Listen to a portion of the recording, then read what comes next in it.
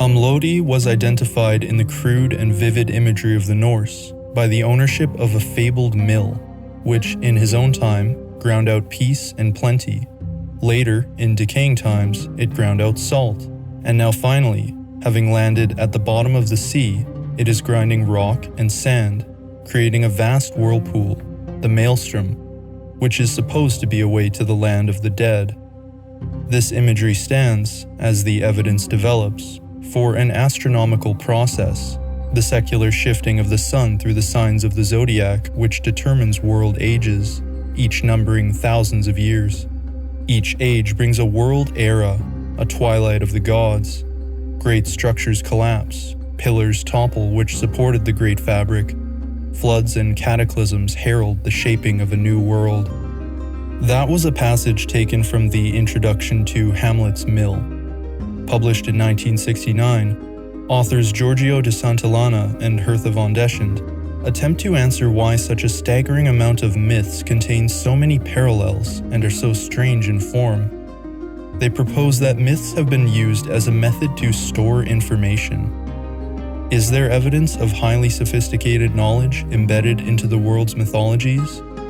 The authors don't speculate much on specifically who could have done this, but rather present the facts as they are, essentially concluding that some unknown culture, possibly dating back into the Neolithic, had a high level of understanding of astronomy, geography, and almost certainly other skills as a result of this.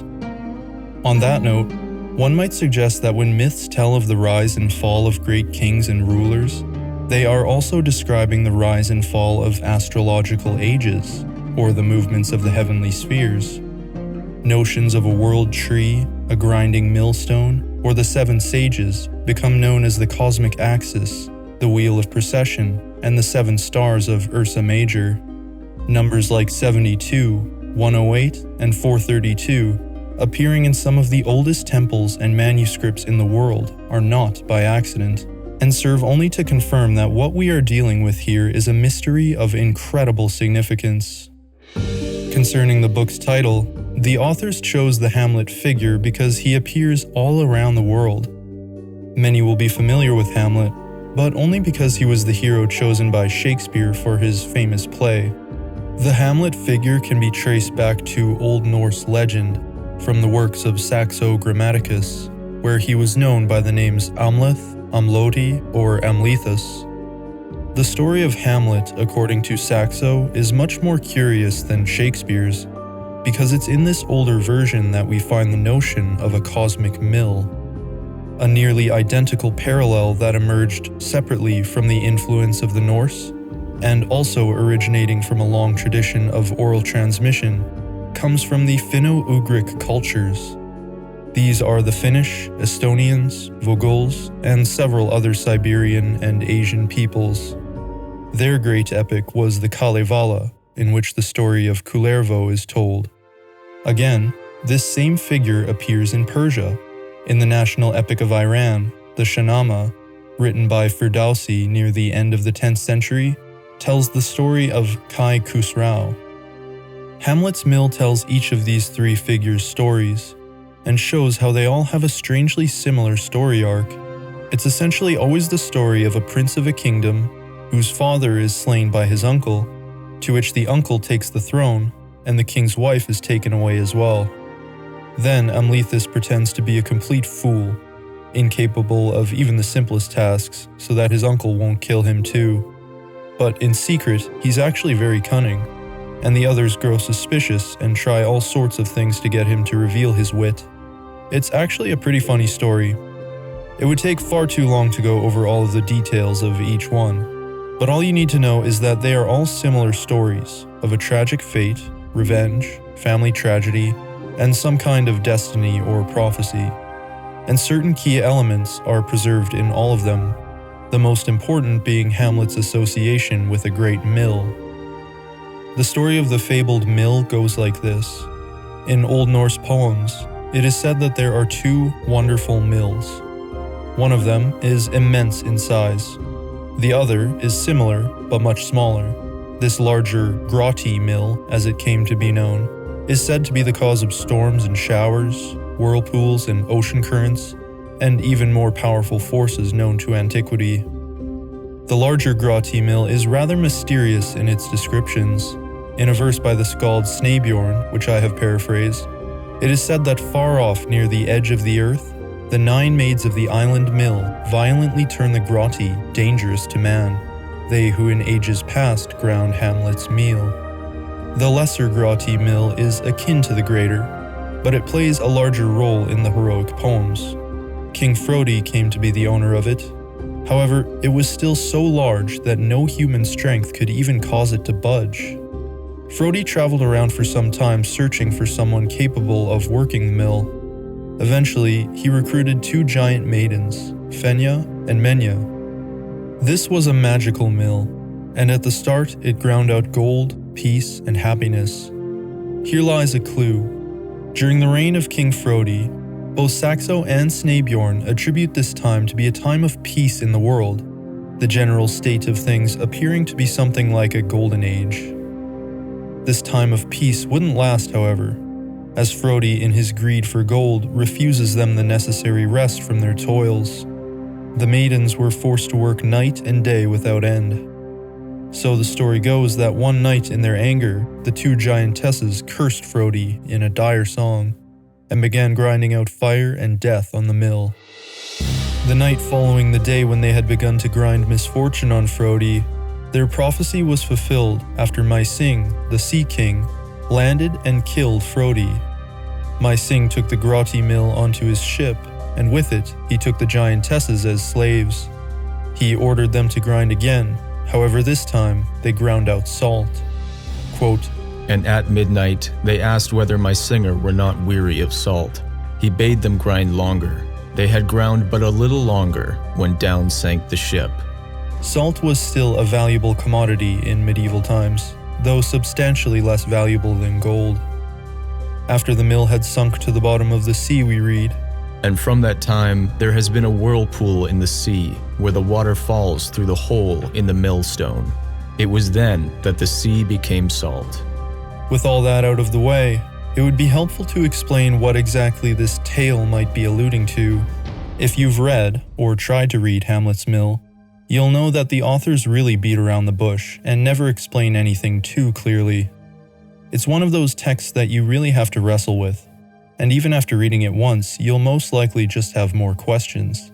Reading it for the second time, in my experience, things begin to click. So Amlodi's mill is basically the precession of the Equinoxes. The key points of the mill is that it is immensely large, slowly revolving, being churned by 9 giant maids at the edge of the earth. It is responsible or connected to changes or shifts that happen on earth, with respect to rulers and kings or natural phenomena. As a consequence, it is causing a vast whirlpool, which is a theme found in various cultures, and is usually acting as a passage into the underworld. We could think of it as a sort of axis mundi in a way. Perhaps you already see the connection to precession and astrology. What is the precession of the equinoxes exactly? And what are the origins of its discovery? To answer the former question, the precession of the equinoxes is one of the 3 motions of the Earth. It is the circular wobble of the Earth's axial tilt. This is an extremely slow process, taking nearly 26,000 years to complete one revolution. Ancient sources generally pin this down to 25,920 years, and this number's significance, which I have already explored in depth in a previous video, will become clear in due time. But returning to precession, this motion causes the backdrop of the stars in the sky to slowly shift over the course of the ages. What marks an astrological age is the constellation that houses the sun on the spring equinox. This is the group of stars that can be observed to rise heliacally, or just before the sunrise, at the moment when day and night are of equal length. 4 points in the year are of significance to ancient astronomers, and they are the 2 equinoxes and the 2 solstices, which came to be regarded as the 4 pillars, or 4 corners of the Earth. Over the course of this 25,920-year cycle of precession, also known as the Great Year, some very notable changes occur. and these can be linked to events throughout the ancient world. The pole star will change several times. Currently, it is Polaris that aligns with the celestial pole, but this wasn't always the case. In 12,000 BC, Vega was the pole star. In 9000 BC, it was Iota Herculis. Around 3000 BC, it was Alpha Draconis. And after some time, Gamma Cephei of the Cepheus constellation will become our pole star, shortly after the start of the 3rd millennium AD. However, it is the astrological ages here that I'd like to focus on, as these are what appear to be of much greater significance. Each of the 12 constellations of the zodiac will house the sun during the vernal equinox for around 2,160 years. 2,160 times 12 is 25,920. In other words, one age, or great month, occupies 30 degrees of the whole 360-degree cycle, meaning that the heavens will rotate 1 degree every 72 years. This cycle of astrological ages is the result of precession. The churning of the heavens was thus seen as a great mill, or quern, on which the ages of the world were set.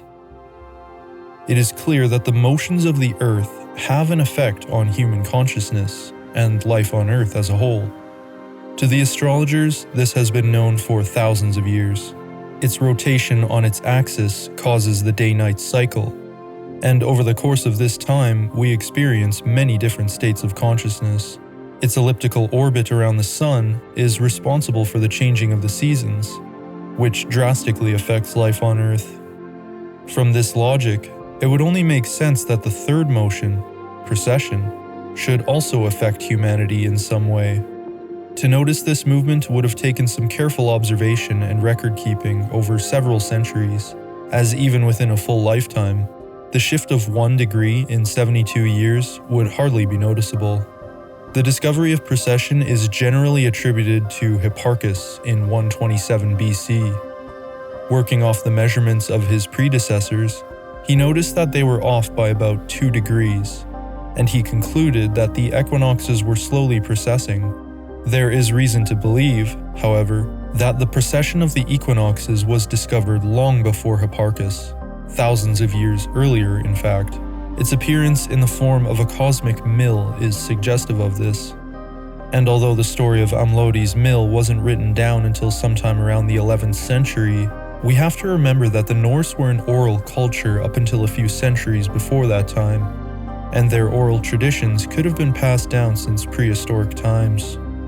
The Vedas are more evidence that precession was known far earlier as well, as they have been passed down orally since around the 2nd millennium BC. The Yuga cycle, described in the Rig Veda, employs multiples of the numbers related to the precession of the equinoxes, and is foundational to the understanding that the Earth goes through cycles of creation and destruction. The star lore of ancient India is quite remarkable too. Their 7 sages were known as Saptarshi, and were identified with the 7 stars of Ursa Major, the Big Dipper. One of them was called Vasishta Arundhati, and is the only Saptarshi with 2 names. The Vedas describe Arundhati as the wife of Vasishta. They are seen as the ideal couple, and have vowed to stay together forever. It turns out that these 2 stars are not just 2 stars that happen to be close to each other. They are a binary star system. This is when 2 stars revolve around each other. To identify a binary star system thousands of years ago without a telescope, and to attach a story of a lifelong marriage with it, is incredible. There are several more examples that hint at an understanding of astrological ages and precession long before Hipparchus. Currently, our age is Pisces, the fish. And of interest is the fact that the dawning of the age of Pisces was heralded by the birth of Christ, who is frequently associated with the fish. Since the precession turns in the reverse of the zodiac, the age prior to Pisces was the ram, Aries. Before that, it was Taurus. Moses could be said to have marked the beginning of the age of Aries, as he was crowned with the ram's 2 horns when coming down from Mount Sinai. As explained in the book of Exodus, The Israelites constructed a golden calf while Moses was atop the mountain receiving the 10 Commandments. When he descended and saw they were worshipping the calf, or bull, the symbol for Taurus, he destroyed it with fire and ground it to powder. The story of the Argonauts in Greek mythology is likely a story of the beginning of the Aries world age as well. In the story, Jason and his crew of Argonauts set out on a quest to retrieve the golden fleece of the winged ram, Chrysomalos. The golden fleece of the ram was a symbol of authority and kingship.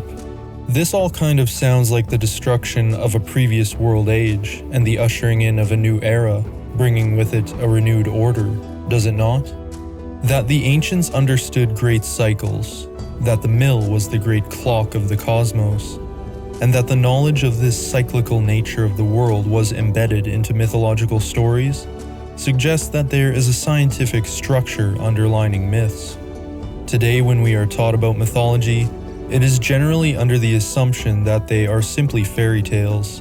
They may be presented as having psychological significance, but insofar as having historical or scientific truths, this is generally not accepted. In 1795, the French savant Charles Dupuy declared that myths originate in science. If there was some almost unbelievable ancestor civilization who first dared to understand the world as created by number, measure, and weight, as the authors of Hamlet's Mill call it, then this might explain why there are so many parallels found across cultures. That there was a need for secrecy in the archaic science, where it would be treated as reserved knowledge, has been mentioned by Copernicus himself in his Revolutions of the Celestial Orbs. Quote, "As to those who try to impart these doctrines in the wrong order and without preparation, they are like people who pour pure water into a muddy cistern. They can only stir up the mud and lose the water." The knowledge could then be preserved and passed down over the millennia if it was mythologized, so that whoever was entitled to the knowledge of the proper terminology would understand them. Ancient Chinese texts say that the calendar and the pitch pipes have such a close fit that you could not slip a hair between them. This is an example cited by the authors, and goes on to say that when people read quotes like this, they don't think much of it. Quote, "Yet such hints may reveal a world of vast and firmly established complexity, infinitely different from ours." In other words, an advanced civilization of prehistory that is now lost to time could have reached its sophistication in a vastly different way than us. Their technology could have stemmed from a completely different source than ours, avoiding such things like fossil fuels and plastics. Perhaps they did not prioritize production and consumption at all, and instead focused their efforts on understanding the psyche and cosmos at a much deeper level. So what are we dealing with here? My present grasp on the matter runs something like this. The understanding of a periodic rebuilding of the Earth, governed by the churning of a cosmic mill, is connected to long time cycles, including those used in Mayan and Hindu cosmology, which are divided into various ages using the same system of numbers seen in the Egyptian, Sumerian, and Babylonian king lists, which also happen to appear in Nordic poems, ancient structures like the pyramids, and Buddhist temples, and furthermore are the basis for Babylonian mathematics with their sexagesimal number system. This is an astounding mystery. It appears that the entirety of the ancient world understood something that completely eludes us today. They knew that the world didn't always go through a nice linear progression, from simple primitive beginnings to the modern era. There were setbacks, times when nearly all of humanity's progress was reset. By observing the heavens, some intelligent people in some far-off time came to understand that there were certain epochs when the chances of destruction were much greater, and as the evidence grows, it appears that they went to great lengths to preserve this cosmic key.